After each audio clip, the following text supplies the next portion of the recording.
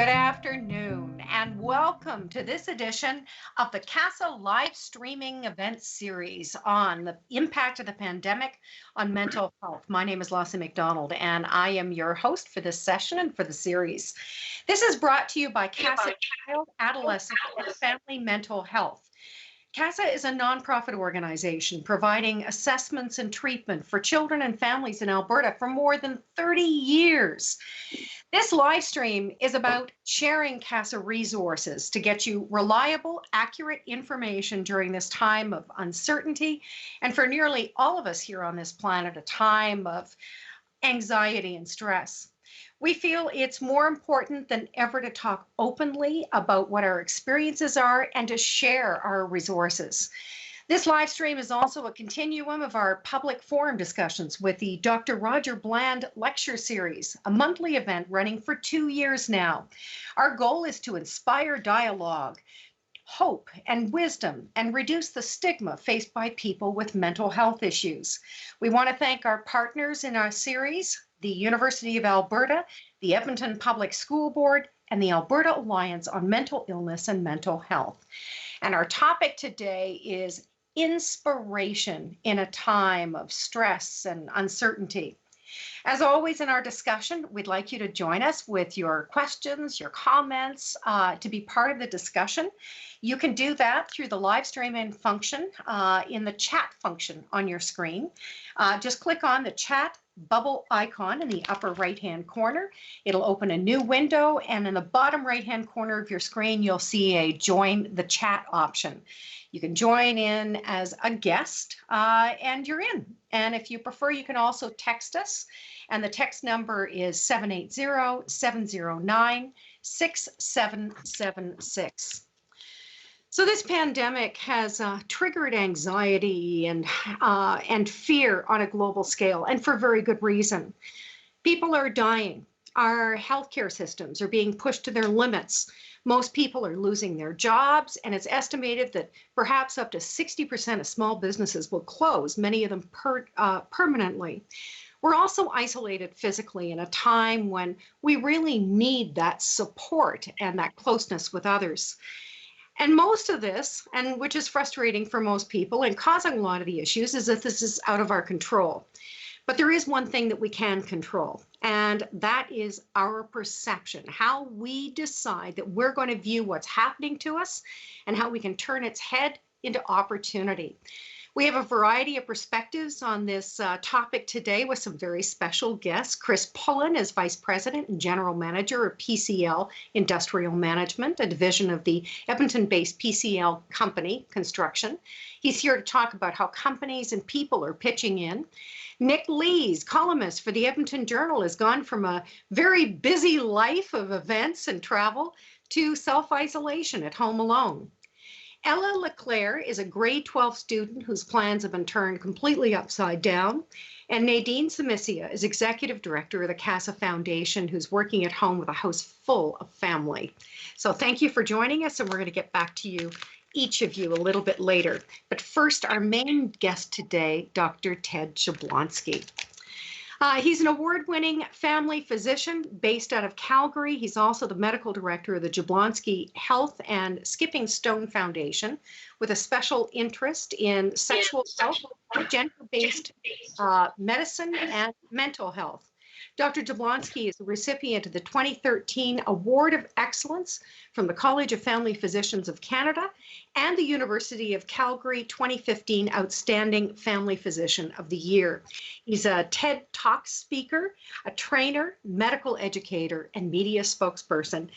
And I may be calling him Dr. J throughout some of this interview because he moonlights as a singer-songwriter, published author, and a passionate emerging playwright. Welcome, Dr. T, and thank you so much for doing this with us today, because I know these are really busy times for you. You are a physician, maybe semi-retired, but not so much these days. What's happening in your world with COVID-19? Well, I must say, if I thought I was going to fade into the sunset, that certainly hasn't happened. I've had a medical leadership role as an administrator of a clinic who's doing urgent care, and I've all of a sudden become on the front line of that. Now, the work has been quite different than typical. We're not seeing patients in person. We're doing almost all our work virtually. So this kind of webcast is sort of our day-to-day business, talking to people either by virtually, by phone, or by a video. So it's a very different work, but very intense and long hours put in. Now, things have changed at your clinic a little bit with COVID-19 as well. Yes, I mean totally. Yeah. Like virtually we are doing virtually 90% or 95% not in person. So we're trying to keep people at home, trying to keep them out of the clinic. So a complete oddity when usually we're trying to bring people in and deal with them in person. Now we're doing the exact opposite, but still dealing with their problems on a day-to-day basis, of course. So what are you seeing? How are people reacting to this? Are you seeing a lot of anxiety out there? How are people doing? So it's an odd mix. There certainly is a very high level of anxiety, Yeah. particularly with people who are sick, right? Who have started getting symptoms. They're really worried. Do they have it? Do they not have it? They may have been swabbed, waiting for swab results. They just don't know, and they're scared. So the anxiety level is through the roof. And sometimes the folks don't even have symptoms that are COVID-like, but because they might have read it or they heard somebody who had a similar symptom, they're terrified that they're going to die, essentially. Wow. And so one of the things that you and I talked about is that with all of this going on, there is a lot of fear and anxiety. And we're sort of hitting a point now where maybe we should start sort of looking at this a little bit differently. The only thing that we do control is our perception of this. And so what kind of advice have you been giving people? What's been your perception of this? Well, is to we have a special time here, particularly if you're on self-isolation, you're out of work. This is a complete oddity. And especially even at the time of year now, it's not really summer yet. It's not winter. We're in this sort of this mid-season. So you have all of a sudden all this time to do something special if you so choose. So I've been trying to put a positive spin, trying to hope that people can stay healthy. And I've sort of made comments, stay healthy in unhealthy times, and whatever that means. And I'm sure we'll get into that, whether that means the physical aspect of this, the mental aspect of this, socially, how do we navigate these new waters? But it is a very, very special time for a lot of people who may be not sick at all or minimally sick, or perhaps gotten over the worst of what they had. Okay. One of the things that prompted this whole discussion was a video that's been making the rounds online. And so we're going to show that video now, and then we're going to come back, and it's going to provoke some reactions in some people, I think. It's called Thank You, Coronavirus.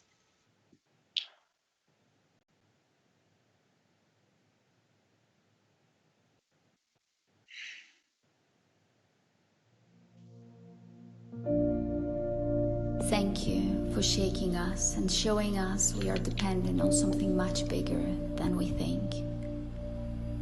Thank you for making us appreciate the luxury we lived in, abundance of products, freedom, health, and realizing we were taking it for granted. Thank you for stopping us to make us see how lost we were in the busyness, not having time for the most basic things.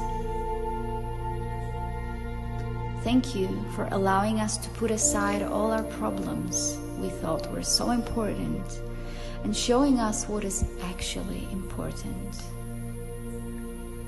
Thank you for stopping the transport. The earth was begging us to look at the pollution for a very long time. We didn't listen.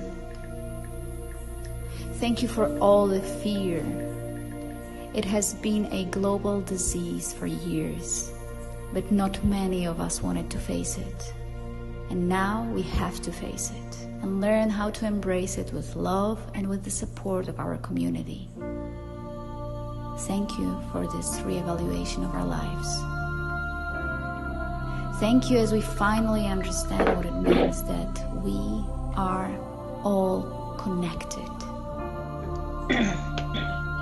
Thank you for the unity between all of us. we knew the world has to change. Thank you for helping us to undermine everything and giving us a chance to build the world from the very beginning. This virus is part of us. It's between us, in us. It connected us all, either physically or energetically. Gratitude supports the immune system, but also lets us see things from many perspectives. And it's up to us which perspective we will choose, but best is to be aware of all of them.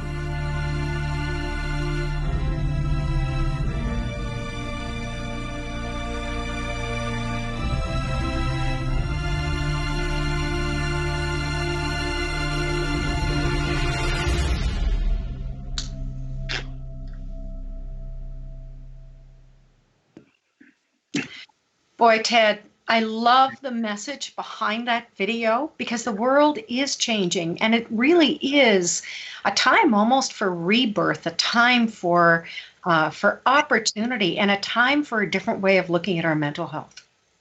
Agreed.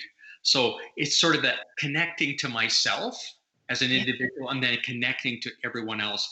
I mean, that video is a very global, I mean, it's a huge picture, right? Connecting the whole world to each other, but it is a connection. It's all about connection. And can we, we have an opportunity to do this again, to reconnect and get it right this time if we can. Yeah. So how do people change? I mean, how do you go from having that real anxiety, because it is real. I mean, it's not people are making this stuff up in their minds. Their basis for it is real, but how do we change that perception that we have? How do we change that within ourselves?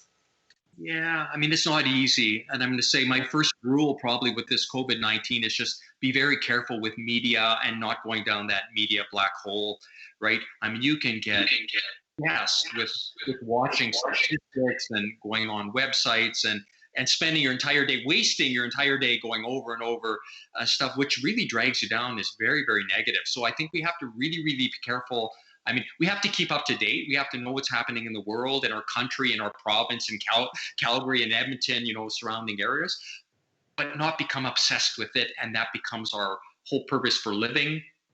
They spend hours and hours and hours on that. So get out of that and start thinking, okay, if I'm not going to spend all my time doing that, what can I spend my time doing that's much more positive, right? Whether that be, working on my physical health, working on my mental health, getting really healthy. I mean, so health is not just about not having an illness. Health is about really thriving, really, having a good life, right? And we have an opportunity to make our lives better if we use our time wisely, right? Well, I really like what you sent me when you gave the World Health Organization definition of what is healthy, and then what is happening right now. Can you give us a recap of that?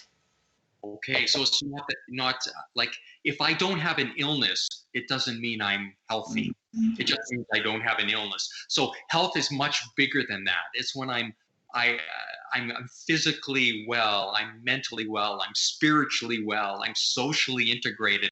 That is health. So it's more than just not having high blood pressure or diabetes or heart disease, right? An illness. So just because I'm not taking pills or I don't have an illness doesn't mean I'm actually healthy and happy. And I put, if you're healthy, you're going to be happy to some degree.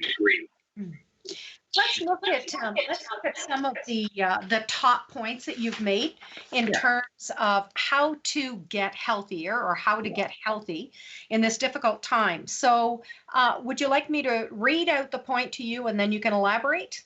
Sure. Okay. So trust our medical leadership.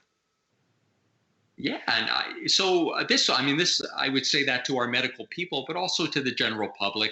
Trust your leadership. I mean, the one good thing about Canada is we actually are deferring to our medical expertise and listening from a political point of view. Certainly, very, very different than what the Americans are unfortunately having to put up with their president. Unfortunately, keep communicating. Yeah, keep talking. This is a time that we need to keep talking to each other. That'll be a little bit of the socializing. But if you're at work or working virtually, this is a time that you really have to work as a team and not as an individual. So when I've been working as sort of a medical leader, I've really tried to keep the staff engaged, try to keep the doctors all on the same page, and sort of making the kind of statement, even if you don't believe every rule and every protocol, please abide by every rule and every protocol so that we can be on the same team working together. And there's, keep your squabbles to yourself for now. 3 months from now, you can bring them out, but not right now. Now we have to be a unified, positive team working towards a common goal. Okay, the next one is change what you can. I think this is one of my favorites on the list. And you've sort of alluded to this already, Leslie. This is, we can, if we're thinking about what's happening in Italy or Spain or the US and just, that's dragging us down. I mean, I will talk to people and they say, oh, I'm so anxious about, all the people dying in New York and all that. I'm saying, well, do you have anybody you know in New York? No, I don't know anybody there. Well, then why is that personally giving you so much anxiety? You cannot change that. People are dying in New York. They're going to continue to die in New York. They're going to die in Canada. And they're, change what you can, which is yourself. But for those, I'm certainly, if you're a religious person, send out prayers for those people who are in hospital or in ICU, but you cannot change it. So losing sleep over that is not going to make you healthy. It's going to make you very unhealthy, very anxious. Okay, here's one that we're going to be talking to Nick Lees about a little bit later, but reach out to friends, neighbors, and family. Yeah, so this is an unusual time. So we're not perhaps seeing people in person, but doesn't mean that we can't actually communicate with them. And because we have technology that we do today, a Skype or a FaceTime or a Zoom, I've been connecting to people who I haven't talked to for quite some time, and whatever, you're just getting creative in what you're doing. So we've had book clubs and dinner parties. Even though we're all eating dinner in our own homes, we're sort of having a communal party and just talking to people. And I mean, the key with that, I think, is really giving people the time. Like, on the phone, and I'm the worst culprit for this. When I'm talking on the phone, I'm usually doing something else at the same time. I actually don't like video things sometimes because it forces me not to be able to do that. Yeah. But most of the time, honestly, if I am doing a video chat or that, give the person the time, or actually don't try to do something else, like as if you were in person. Give them the same attention. I think if you do that, it can be a very powerful interaction, and it can be communication just like you were in the same room with that person. Wow. Another big one. I understand that you get up. Do you still get up at 6 o'clock in the morning to do your run? If I have to. So if I'm working early and I have to. But now that I'm semi-retired, although not every week, I fit in exercise all the time. My comment there is, so many people say, oh, I can't go to the gym. The gym is closed down, so I cannot exercise. And I say, are you kidding me? You do not need a gym membership to exercise. So I'm a huge fan of just getting outside and walking. The weather's starting to get a little bit nicer, so I'm a big runner. I will go out running all year round if I can. There's a thing called a 7-minute workout you can do in your own home. You need a wall and a chair, and you can exercise very, very aggressively. You do not need a gym membership to stay healthy and to exercise daily. Just put in, and you have time now. So you can't even have an excuse that you don't have time. Just get out there and do it. If you're sick, perhaps with a influenza-like illness, obviously you have to take it easy. Don't beat yourself up. But for those who are just self-isolating or quarantine and are completely healthy, now is the time to get as fit as you ever could be. My husband and I have been taking walks at least, 3 or 4 days a week. And we've been going out for 2-hour walks in the river valley. And it does amazing things for your mental health. It Absolutely. Feels so good. And, as the sun starts to come out more, it's really going to help us with seasonal affective disorder. So increase our mood that way as well. Yeah. So pursue your hobbies without guilt. I find this one interesting because one of the things that I've heard over and over again is how people feel a little bit guilty because they are enjoying their time off. Yeah. And me, I mean, I would, this is my story. I am feeling mentally very healthy, physically very healthy. Yes. And I don't feel guilty for that, people are suffering around me or stressed out. And I actually am I mean, I almost have to say I'm being invigorated by what I'm called to be. I mean, I'm a medical doc. I love to help people. This is a time of crisis. We rise to the frontier and are going at it. And I've never, felt more invigorated by that. And again, because I'm coming at it at a time where I am quite healthy, thankfully, but I don't feel guilty about that, right? Or maybe I do, but uh, but I love to play music, and I don't feel guilty that I have a little bit of time to do that. Do some creative hobbies and that. But so don't feel guilty. Don't feel guilty if you have time and you want to watch Netflix, some silly crime show or some soap opera. Do whatever you want to do. Take the time, enjoy it, feel healthy, and don't feel guilty about it. That there are other people in the world who are unfortunately sick and not doing well. If you're a medical person like me, maybe you can help them. But if they're in New York, you can't help them directly. So many of these I love, but I think this one is so wise. Live one day at a time, but plan for weeks down the road. Yeah. Because you can't do anything else. Yeah, it's really critical. So, and I appreciate I'm in a position of privilege right now. I'm still working. I still have income.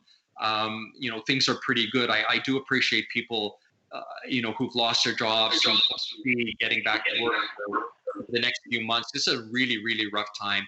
And you do have to plan ahead for that. Yes. But honestly, all we have is today. And you can't think too far ahead. I mean, if the sun is shining today, go out for a walk. Your financial issues or your, needing to get employed or all that is still there when you come back home. But you need to take care of yourself. It's okay to read a book. It's okay to watch television. It's okay to do whatever you need to do to stay healthy, knowing that you may have a real challenge ahead of you. And you'll have to deal with that challenge. You have to plan for it. You have to be creative. You have to do whatever you can do to find a way through that. But it shouldn't eat you up from the inside out. It's interesting. It's been a very long month since all of this really began for most of us. But at the same time, it's gone by very, very quickly. And we're having to make these huge adjustments because most of us run so hard that we don't have time to think about ourselves. And so it is a huge adjustment, and it's going to continue to be an adjustment. And it's got to change how, not just how you think, but it's got to change how the circuits in your brain work, and hopefully for the better. Hopefully that's a real opportunity for us as human beings. We never get a chance to slow down and reflect. So the other, one of the other things on your list that I love is smile and laugh. Yeah. When I'm under stress, I forget how to laugh. Yeah, and that's I have to tell myself that because as much as I've become a much more of a happy and optimistic person, that's not my natural bent. My natural bent is to go cynical and skeptical and be on the negative side.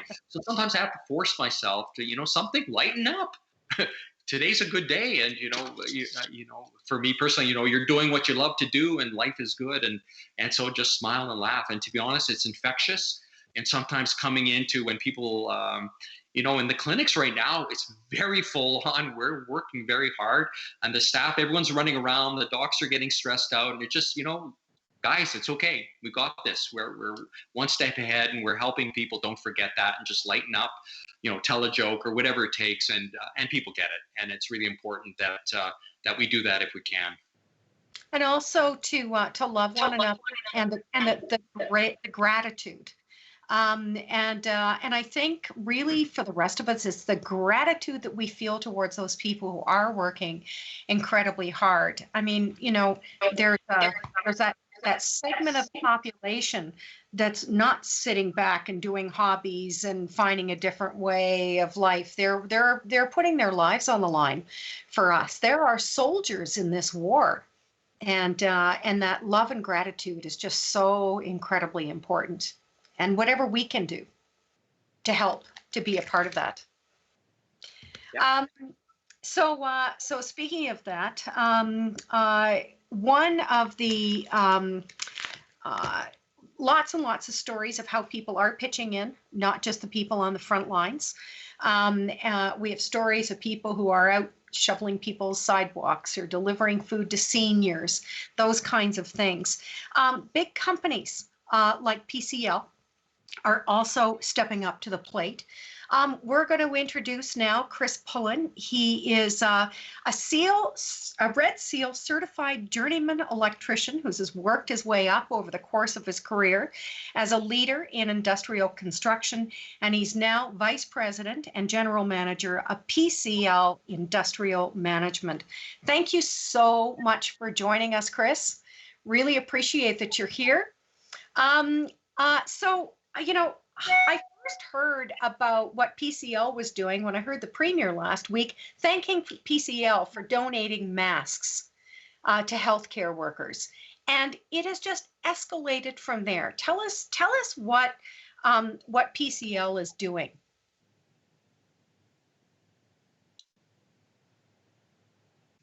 I can't hear Chris. Can the rest of you hear Chris? There you. Oh, we don't have his audio. Okay, so I'm going to ask Jeff, who you can't hear, who's our tech guy. Jeff, should we move on and come back to Chris later?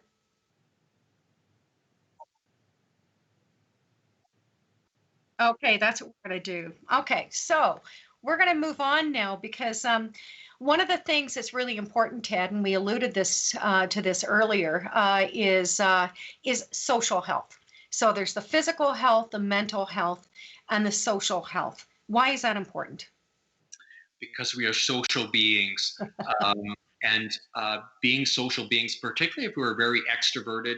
I'm by nature, I'm an introvert. So honestly, I can self-isolate or go into that mode, and actually I feel just fine doing that for a lot of time. But for those who are much more extroverted, extroverted people need to socially connect to people. They need to be constantly in that world, and this time of self-isolation is exceedingly difficult for them.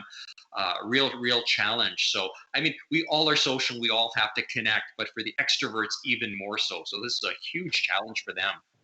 Okay, so speaking of extroverts, our next guest definitely qualifies in that category. Most of us know Nick Lees from his regular column on page 2 of the Edmonton Journal. He's a longtime newspaper journalist with a real sense of adventure. He's also a wine and scotch connoisseur, a big community supporter. He's raised millions of dollars for charity, leading cycle tours and hosting food and wine events. And he's a recipient of the Queen's Golden and Silver Jubilee medals, and he's been inducted into Edmonton's Hall of Fame. Thanks so much for joining us, Nick.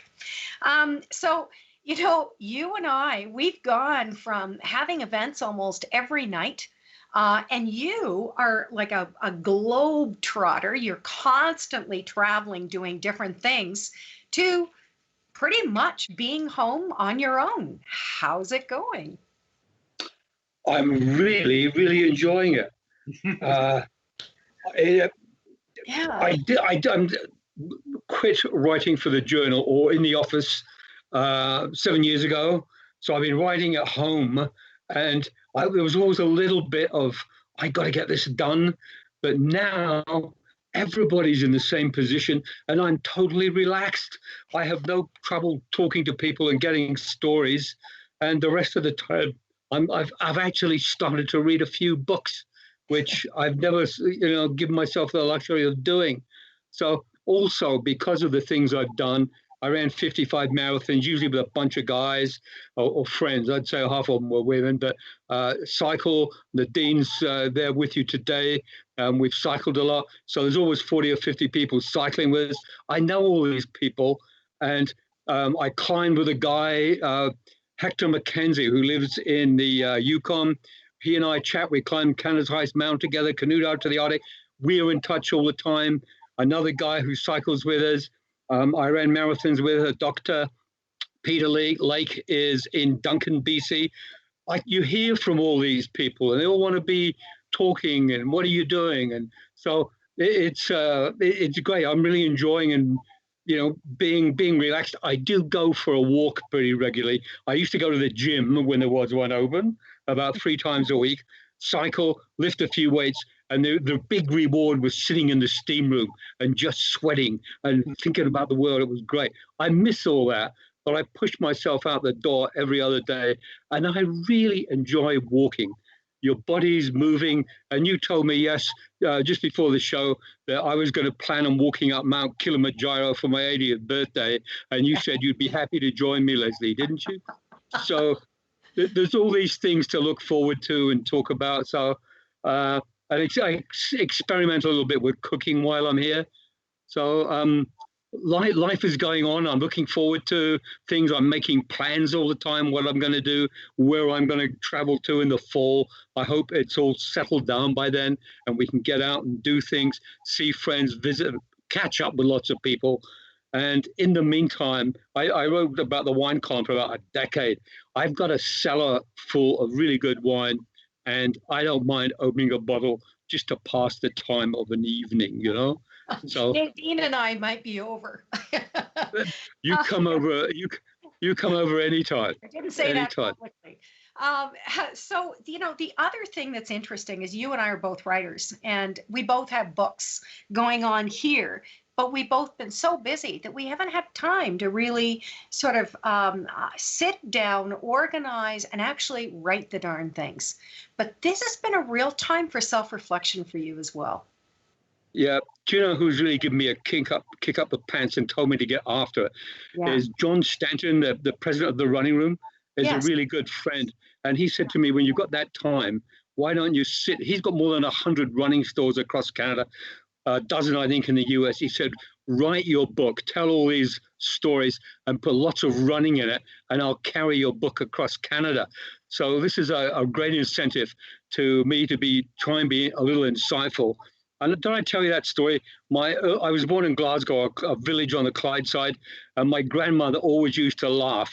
And it was because she said she'll never forget when I was just born, a nurse went, coochie, coochie, coo, and I peed in her eye. And I think I might have to tell that anecdote to the story of the book and how I've handled the world. The headmaster of my grammar school called me in one day and said, Lee, your attitude isn't conducive to further education. So I thought, the heck with that. My old man had me articled to a lawyer. I thought, I can't do that. I went out and got a job at Heathrow Airport with a news agency. In a matter of months, I talked to Bobby Kennedy, the Beatles, and all the rest of it. And since then, my life really hasn't stopped. I was a hippie in Mexico. I was a roughneck in the North Sea. I've traveled. I was a bartender, of course, several times. But I'm just traveling and doing things. I think you've got to enjoy life. They say we only get one chance, and there you go. I think you've got to go for it. So I am reflecting a lot, and good luck with your book too. But I'm thinking how that all fits in together and how I'm going to thread it. So I'm working on it. And I've got the time now to do it. Well, and that's the thing. It's not just having the time, but Ted, we talked earlier about burnout and how we don't realize how burned out we are until we have the time to kind of sit back, not be going out all the time, not having all those things that we actually really enjoy, or I enjoy, and I know Nick enjoys. But you know, I know I didn't realize how burned out I actually was, and it's been a real opportunity. And you know about burnout, being a physician. Oh yeah, I mean, I've been there, just working to the point of losing touch with sort of your soul, as it were. And yeah, we have to be very, very careful with that, for sure. Mm-hmm. Yeah, and some real opportunities for you, Nick, and really appreciate your being on to tell us about it. We're going to come back to you a little bit later in the program for final words. Thank you so much, Nick. Thank you. Can I just say you're looking terrific? Thank you. Nick is back. Okay, so I'm wondering. Okay, I'm going to ask off screen, and Jeff, is Chris's stuff up and working now? Okay, so shall we do a live test? You can't hear, but we have to do a test. So Chris, we're going to do a test of 1, 2, 3. Just say something so we can see if we hear you. Okay, darn, what a shame. Okay, are you going to keep trying? Okay, and we'll come back to that a little later. Ted, one of the things that you and I talked about in January when we were doing Winter Blues is how challenging times are now for young people. There's more anxiety among youth than there ever has been. And boy, the things that they're having to deal with now in terms of, their whole world has turned upside down. There's a lot of anxiety for youth in particular. Yeah, so it's very interesting. I've been thinking about this a lot. Yeah. It's funny, at the time of COVID-19, the youth are the ones who are not going to get the most sick. Like they are probably the perfect population to get COVID-19 because they'll actually get a fairly mild illness and almost 99% will make it through without much issue at all. But that's not where the problem is. It's everything else. They may come out of this pandemic the most scarred out of all of us. The people who are more adult or elderly, if they survive it, are actually, this will just be another check in a, box of, I remember when this happened and then COVID happened and, what. But in the youth, they're going to come out. This will change their life. And I think they will be different pre-COVID versus post-COVID. And some of that difference will be actually not that positive. It could be quite negative from a pure mental health point of view, and that's a sad statement. And I'm not sure how we're going to manage that, but I think we have to really look at that and really try to, right now we're in the middle of a pandemic. We're trying to save lives in that. So we can't sort of focus more on mental health as much as the physical health, perhaps. But I think those mental health initiatives must start up and must really be made important. We shouldn't dismiss this at all. This is real, and it's going to be very important moving forward. And, even more important for young people, this is their future. I mean, they're already dealing with things like, potential war again, with the climate destroying their planet. I mean, they have very real concerns. So where I hear Nick, you might want to turn down your volume. Okay. Just want to hear your conversation. I'm in trouble here. They can hear me. They shouldn't. I'll call you back. This is not the first time that this has happened. So Nick, just turn off your microphone. Where? I don't see any. I don't see any icon. Hit the screen, and there's hit the screen, and there will be a microphone icon. So I'm awfully sorry. I see it. Okay, there, he's got it. So where I have a lot of hope, Ted, or Dr. J, is with the Youth Council from CASA. This is an extraordinary group of young people that we've had on for almost every webcast, anything that we've done with CASA, because they are so inspirational. Ella LeClaire is a grade 12 student. She is joining us next. Her world has been turned upside down by this. She is also a member of CASA's Youth Council, and she's an advocate for youth mental health. And Ella, this is the first time you and I have had a chance to actually talk on this program, and so glad to have you here. So this is a big year for you in terms of your graduation. For sure. Just been turned upside down. Yep, it has been. And for everyone that's my age, really, no one gets to graduate. So I guess there's some comfort in knowing that. Well, yeah, because you're not alone. I mean, there's a picture in the Edmonton Journal today on page 2 with a grade 12 student wearing this beautiful dress that she'd bought that she's never going to get a chance to wear at her grad. I know. I make a lot of jokes with my friends that we should be doing on, like, we can have grad every week on FaceTime. Yeah. We can all put our dresses on. Show up your grad dresses. Yeah, or do something online. But you also, my daughter is living in Australia. She was planning on going to Bali. You were planning to take a year off to travel as well. And that turned upside down. Tell us about that. Well, I mean, with taking a gap year, first of all, that was kind of an uncertain thing to do. A lot of my friends are going to university next year, and there's just a bit more predictability in what was to come. And then I was telling everyone how I'm not going to school, and like kept throwing out different ideas. So I think like I've already been kind of dealing with the uncertainty of everything, because I didn't know what I was going to do next year. But I think now this just makes me realize like how much more I do want to take a year off, and I do want to make those create those experiences that, like, just from this, like I've learned that everything can change in like a second. Like one minute I was going to school, next minute I'm not. So I think it's really motivated me to be like, no, I only have one life. So. Wow. Well, you've learned a lot. You've been a part of the CASA Youth Council for 2.5 years now.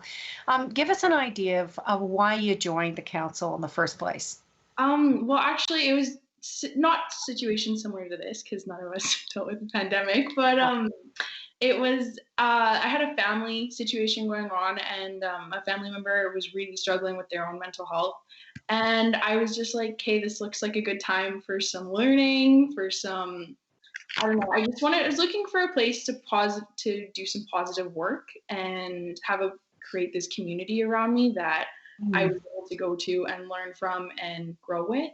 And so that was me taking my not so good experience and trying to find the positive in it. And CYC's been so incredible for me the last few years. So I've seen that some good can come from some bad situations. Yeah. So tell us what you've learned about coping with challenging times through meeting all of those other young people and seeing so many situations of people coping with mental health issues. I think honestly the biggest thing I've learned is we're not alone. Yeah. And like when I first joined CYC, I was like, oh, no one understands this, no one gets this. But like just reaching out a little bit, I was like, oh, here's a whole group of people around me that understand where I'm coming from and they have similar goals to me. And, like there's just this understanding, and then it helped me reach out more and talk to more people. And then I realized like we're all dealing with our own mental wellness. It's not, some people don't have it and some people don't. We all have a mental health to take care of and health to manage, and it's good to talk about. So I think in regards to everything that's going on right now, it's so comforting knowing that everyone's going through the exact same thing. No one's getting an out from it. And so it is comforting to know that we're all together, and yeah. So one of the things, as you've been reaching out to friends, you said there were a lot of friends that you have who generally, have no mental health issues, who are now having a lot of anxiety.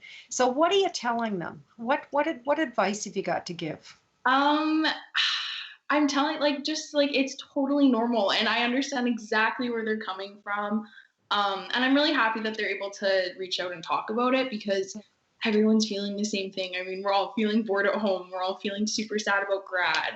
A lot of us still aren't certain about what the fall's going to hold or what the summer's going to hold. So I think it's nice knowing that we're all in it together, and I don't feel like I'm losing anyone through this. And I don't know. It's really interesting though to see how this is affecting everybody, and especially just my age. But my school and my teachers have been so amazing. I feel like we have a very distant community that's growing a lot stronger. Ted, is there anything you'd like to ask Ella, or anything you'd like to add to that? Well, I would just like to add that it's wonderful, Ella, hearing you speak a little bit openly about mental health. I think that's where the youth have got the adults beat. Like I still come from an era where there's stigma attached to mental illness. Is something you don't talk about. You sort of hide it. I've had to come to grips with that, and now I've become a spokesperson. But the youth seems to have had much less hang up about that. And because of that's such an important thing. It's such a positive thing. So please keep talking about it. Keep talking with your friends about it. It's really important, and you will all be healthier and happier if you do it than if you hide it or keep it in the closet like past generations have. For sure. Yeah. And Ella, that's one of the reasons as well why you joined, was the whole stigma and the fact that people were so hush hush when they were feeling this way. Yeah, no one wanted to talk to me about anything surrounding mental health as a 15-year-old, and now it's really interesting now that like everyone's put in this situation together, how everyone wants to talk about how to take care of themselves and all that kind of stuff, which is awesome. Yeah. And it's so cool just to see that. I think everything that the council has been trying to do for the last 2 years is really being emphasized right now, and a lot of people are like, hey, it's time to really be cognizant of our mental health in this. So that's really awesome. All of you at the council have been one of the reasons why I've been enjoying my time at CASA so much. Aww. And thank you so much, Ella, for joining us. We're going to come back to you for final words a little bit later. But we're next going to go, I mean, Ted, this can be a very, very rough time for families. In the video, they talked about, this is a time when we can come together, and that's what the opportunity is. But boy, am I ever hearing a lot of people saying their spouse is driving them crazy or their kids are driving them crazy. Do you have any advice to give for families? I know. So I guess you don't have to be together all the time. You can still have your separate times, but when you are together, make it really special. So this is a time that you can do things that you've never done before, really be creative, really think outside the box, and use that time wisely. I think for parents who are working at home, they need their time to work at home. So you have to have rules around that. When daddy is sitting at this part of the table, you can bug him, but he's only going to be at this part of the table for 1 hour. Exactly. When the beeper beeps, we can have fun and we'll play for a half hour. So you set some kind of rules or regulations around that and have fun together. I make a comment. I think really healthy families are loving this time because they're just even more healthy and they're just having a wonderful time. But unfortunately, the opposite is true. Unhealthy families who are struggling, this is a horrible, difficult time for them. So they, I'm sure what they need to do, perhaps they need to reach out to other people to help get them through this time. And that's really important. Again, could they talk to somebody who maybe could give them some guidance or has some insights to how they might manage things differently, because now they're all cooped up in a small space together and they're really struggling with that. You've certainly given a good intro to our next guest, because I think that healthy families are made and you have to work at them. And our next guest does an amazing job of making that look really easy. Nadine Samisia, she's Executive Director of the CASA Foundation, working at home with a house full of family. Her career spans over 20 years with the Ukrainian Shimka dancers, traveling all over Canada, the US, and Europe, and giving her experience managing world-class productions. Nadine has a passion for making a difference in our community and with her family. And Nadine, you have a family that's the envy. I've often said, if I can't have my family in Toronto, I want to come and be part of yours. But I know that that's something that you've really built, something you've really worked hard at.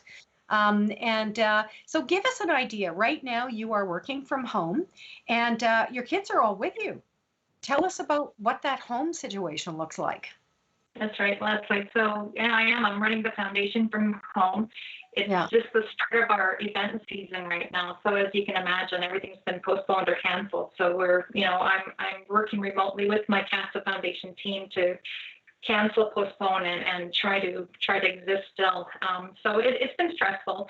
I have two young adult children who my son lives at home, and his girlfriend recently moved in a few weeks ago because her parents were on a trip and needed to self-isolate. So she decided to move in, and my other child who lives in BC moved back home with her boyfriend, thinking that this remote area of BC they're in, maybe supplies would be limited. They thought Edmonton would be a better option, having no idea what we were in for with this pandemic. So my husband's at home, finished his contracts as well. So 6 adults living in one house, 2 golden retriever dogs.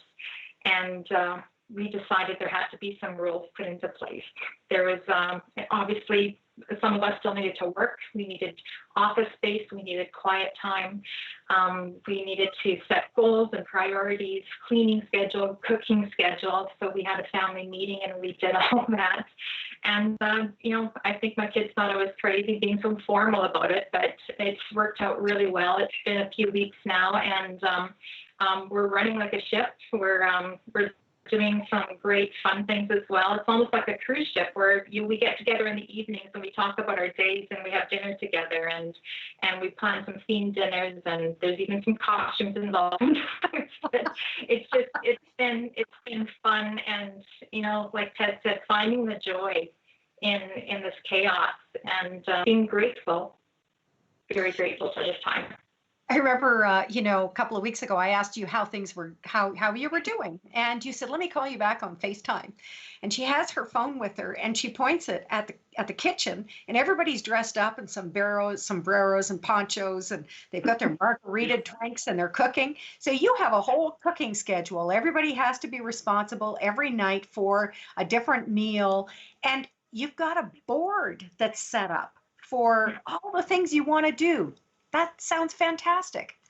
Yeah, with, you know, obviously we had to come up with a cooking schedule because otherwise I would have been the one doing it, but it's been fun. And, you know, my son's learning new recipes. That's sort of the thing. If you want to learn something, we've been doing that. We've been Skyping with other people too and doing some great cooking schedule classes, which has been fun.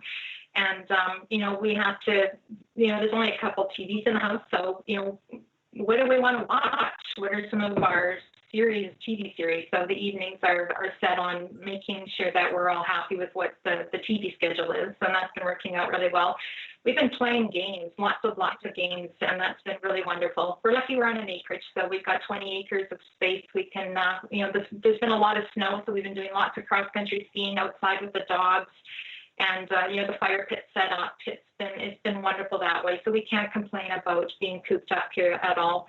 And we have been finding a lot of time to smile and laugh. And that's been the best joy of all.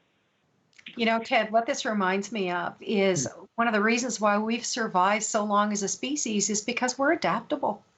You adapt to your circumstance. And Nadine's family is a good example of that. Yeah, I love what I'm hearing, sort of that mix of sort of the mental games, the physical play, the social, just, you know, setting rules. I mean, sometimes learning to new rules and having to change your normal schedule is actually a really good skill for life because sometimes, you know, especially as our economy goes in different directions, you know, even the jobs we might have or occupations are going to demand a whole different skill set than a traditional 9-to-5 job. So sometimes learning some of these rules and in a different way is really probably very helpful for the future. Well, in many ways, the only thing we can count on is change. And we just know that the world is going to keep changing and we have to change along with it. So I don't think we're going to get Chris back. I don't see Chris's icon up in the corner. So he's almost got him. So, well, while we're waiting, I think what we're going to do is we're going to move on to final words because, you know, the topic here, the thing that we've been looking at is what are the opportunities? And I keep thinking, even for myself, I started to realize, wow, I didn't know how burned out I was and how much better I feel now. I'm sleeping a lot more. I didn't even know I could sleep beyond 6 or 7 hours a night. And there are nights I'm sleeping 10, 11 hours, and I'm hearing that from people over and over and over again. I don't know, Ted, what the psychology or what's going on behind that. Maybe you have some insight.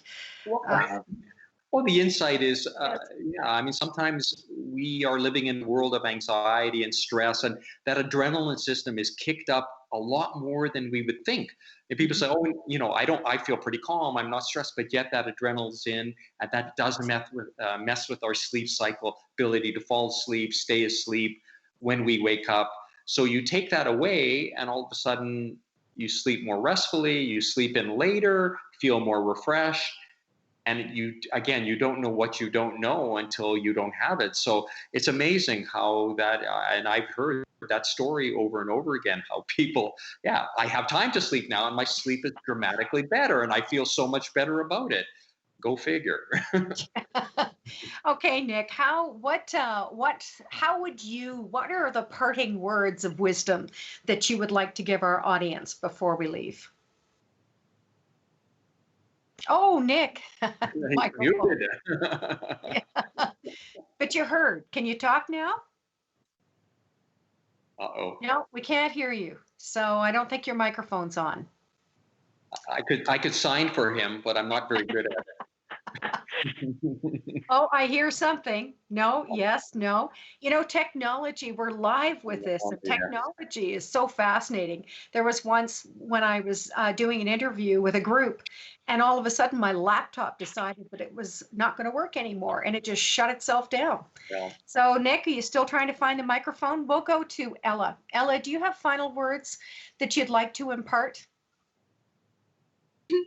Yeah, probably just to get comfortable with the uncomfortable, or get comfortable with the uncomfortable, because I've got a lifetime ahead of me of it. Good for you. I'm so impressed. Nadine, what parting words would you like to leave with? Just being grateful for all of this. You know, there's days where some of us, we're not going to have a great day. There's some sad days, some gloomy days, and our rule is to allow that to happen, but to always remind us that tomorrow's a new day, and we started off fresh and new and positive, and allow that time to happen if we need to. So being grateful for every single day that we have together, I'm feeling very blessed. I'm very blessed to have you as a friend. Nick, anything you'd like to part with? No, we can't get the mic working. Okay. Well, you sounded good. Yes? Oh, Chris. Okay, well, you know what, Chris, we would love to have you. We've done final words, but we would still love to have to hear from you, because you're doing some pretty amazing things at PCL. And part of the reason why I wanted to have you on this call was because of the excitement that I could hear coming off of you about this opportunity to, you know, with PCL, this opportunity that you and your employees and management at PCL have to make a real contribution. So beginning with donating the masks, but you're also doing some other really big things to help. Chris? No. No. Oh, technology, Ted. I thought it was going to be me. I thought I was going to be the one with the problems with technology. But Chris, they're doing some amazing things at PCL, and really appreciate that you tried to get on, and maybe we'll be able to do this again. So so I want to thank our Ted. I didn't ask for final words from you. Well, my technology, I had to change positions because my laptop was just dying out. So I had to move so I could plug it in, or you would have lost me too. Final word, you know, we're all going to survive this one way or the other. The world is going to survive this pandemic. We're all in this together. If we just remember that, think outside yourself, right? I mean, we all feel as individuals, we've been sort of directly impacted. And, you know, for some of us, that might be quite positively. For a lot of people, it'd be quite negatively. But, you know, we're all in this together, and we all will survive it together. And if you know, love one another, whatever that means to you, think outside yourself, go outside of your way to love somebody around you, because now's the time that's going to pull us through this. What great parting words. Thank you so much for taking time out of your incredibly busy schedule to join us. And thank you very much to all of our guests. And Chris, we're sorry we missed you, but another time. If you have any questions, go to the CASA website, and we have a number of resources there that might be able to help. And also, we're going to be taping this. We've been taping this live stream event, and you'll be able to see a copy of that on the CASA website as well, casaservices.org. If you would like to support CASA, I know this is a challenging time, but this is a not-for-profit organization. And like all not-for-profits, it is, we are staying open, trying to do the work. Any support would be very much appreciated. You can text CASA to 3939.